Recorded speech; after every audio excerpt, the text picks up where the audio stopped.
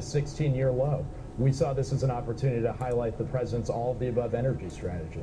So, Ben, is it the right's way to attach President Obama to gas prices? Is it the left's way to attach the right to big oil? Well, I think we've seen that Americans don't believe these attacks are credible. They know that we're in a global oil market and that we need to do more than just drilling to reduce gas prices, because if just drilling was the answer, we've opened up millions of acres across the country, across the Gulf, across the Arctic, and the problem would have already been solved. We need an all-of-the-above energy strategy, and that's what we're pursuing. On the other side, you have Mitt Romney, who wants to continue those $4 billion subsidies for the oil and gas companies. He opposed the increased fuel economy standards that will save consumers $8,000 on the typical vehicle, and he wants to repeal Wall Street reform, which could allow for the return of Enron-style manipulation of the energy markets. All right, so let's get to what's coming up, though, in the next hour, Ben. The president has this big speech planned. He's going to come out swinging, we expect, against the Paul Ryan budget plan, calling it in excerpts nothing but thinly veiled social Darwinism, a Trojan horse. These are really strong words. So why was it important for the president to make the speech and do so now? Well, Mitt Romney called the Ryan budget, and he's introduced a similar budget. This is really the Ryan-Romney budget. Marvelous. He said that it was a return to fiscal sanity. The truth is, it's really one flew over the cuckoo's nest style fiscal insanity. It proposes a return to the same economic policies that led us into the economic crisis in the first place. Massive tax cuts for the wealthiest Americans, maintaining subsidies for oil and gas companies, maintaining tax breaks for hedge fund managers, and then it's the middle class and seniors who are saddled with all of those costs. We're going to see if this budget passes, the end of Medicare as we know it. It turns it into a voucher program and would force seniors to pay thousands of dollars out of pocket. It was very important to highlight that contrast, because this is going to be a discussion throughout the campaign. I mean, budgets are about choices, but they're also about values. And the president is fighting for an economy that rewards hard work and responsibility, where everybody does their fair share and everybody plays by the same set of rules. Ben LaValle with the Obama re-election campaign team. Thank you, sir. Appreciate it.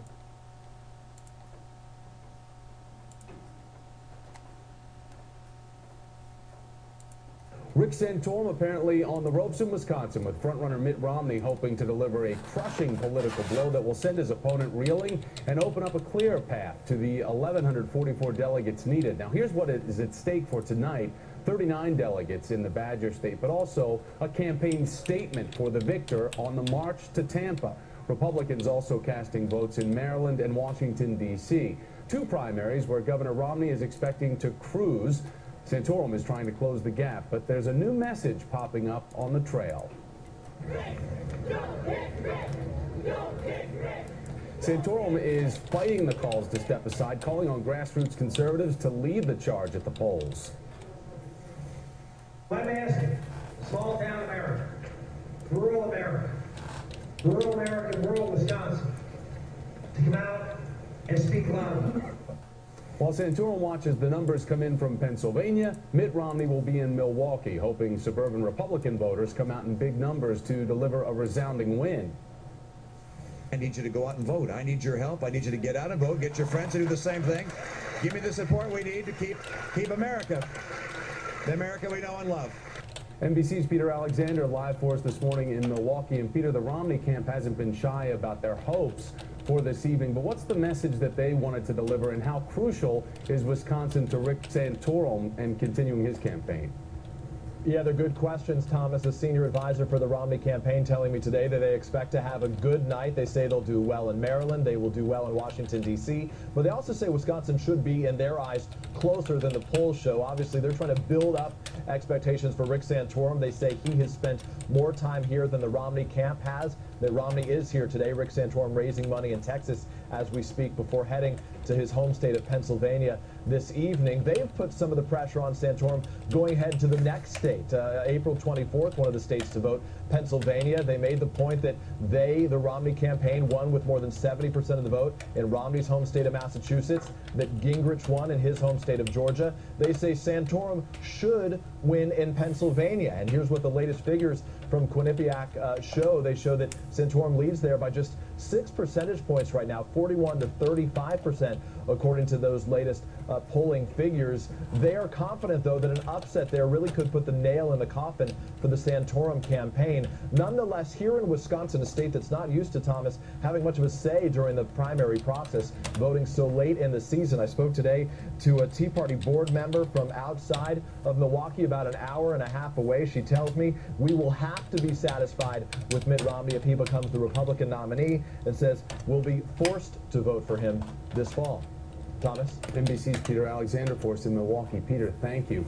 Joining me now is Hogan Gidley, the National Communication Director for the Santorum campaign. Hogan, it's great of you to make time for us this morning. I know you guys are hoping for some big results tonight, but as we talk about Senator Santorum vowing to stay in the race, no matter what happens today, does he just continue to be a roadblock to Mitt Romney reaching that big number of 1144 before Tampa? And as we look at it, no matter how you slice it, your candidate shows up being in a major delegate disadvantage. So how do you say that your candidate will represent the party for president when he doesn't represent the sum of Republicans? Well, first of all, you mentioned earlier that this was a march to Tampa. You don't just wake up and all of a sudden you're in Tampa as the nominee. You've got to actually get to 1144 if you want to be the nominee. And Mitt Romney is a long way off from that. We have a long way to go. We're still at the halfway point. This starts the second half today. Obviously, Wisconsin's going to be a close race. We're not sure about Maryland or Washington, D.C. We expect Mitt Romney to do well in the D.C. area. No shock there. In fact, it might even be unanimous. I don't know that we'll pick up a single vote in D.C. because of the vitriol D.C. has for someone like Rick Santorum who wants to shake things up here in Washington. But you know, like I said, this is a long process. We've got a long way to go. Pennsylvania will play a huge role in that, not just in the primary, but also in the general. And we think Rick Santorum has the ability to win Pennsylvania. We think he has the ability to have the conservatives coalesce behind him. But at this point, we're still, you know, halfway through the process, and 2/3 of Republicans don't want Mitt Romney to be the nominee. And I'm sure he thought this was going to be a coronation, but it's not. It's an election process. It takes a long time.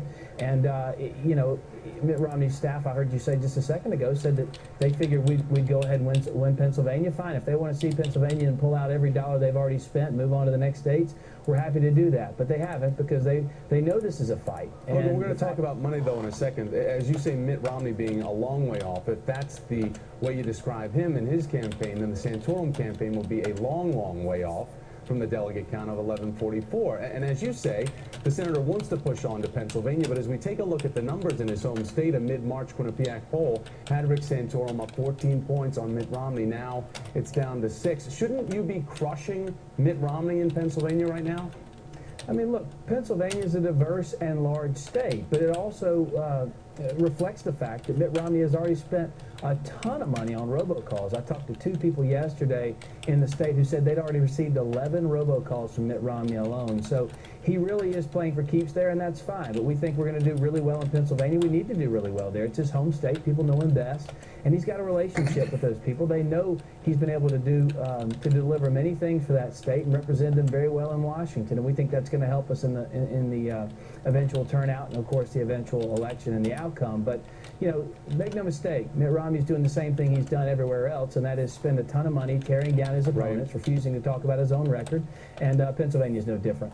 Hogan Gidley. Hogan, thank you, sir, with the Santorum campaign, making time for us this morning. We appreciate it.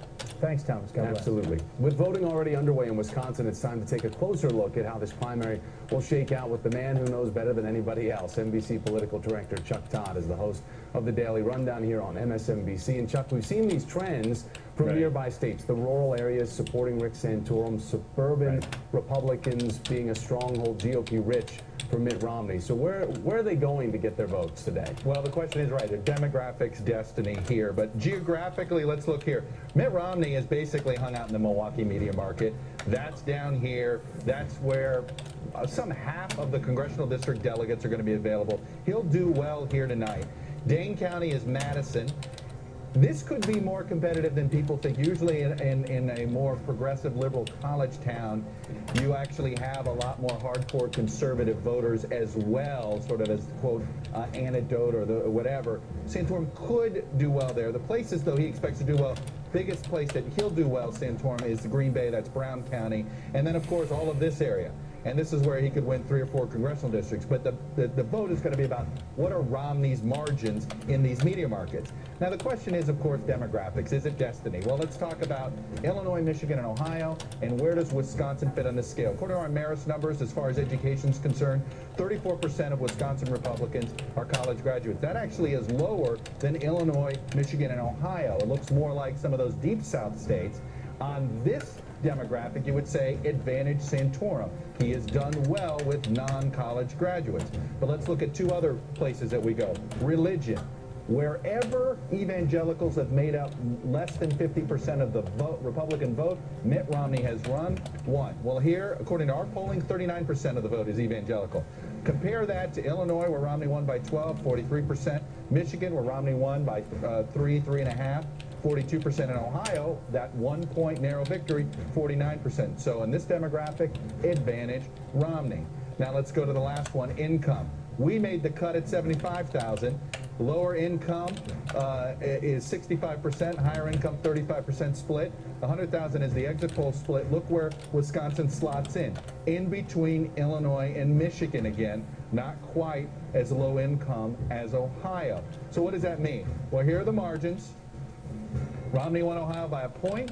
That was of those 3 states, it was the most evangelical, lower income, less college educated. Michigan, a little higher income, a little more college educated, and he won by 3 points. Illinois, a lot higher income, a lot less evangelical. Romney won by double digits. So what's the Wisconsin number going to be? If you were to do this like spreads, Thomas, you'd make Romney a 5-point favorite, and you would say, I wouldn't be surprised if it's somewhere in this range, 5 to 10 points, if demographics are destiny. But of course, turnout is a whole other story. We shall see. NBC Political Director Chuck Todd. Thank you, sir. Appreciate it. Always a reminder, you can catch Chuck every morning on the Daily Rundown right here, 9 a.m. on MSNBC.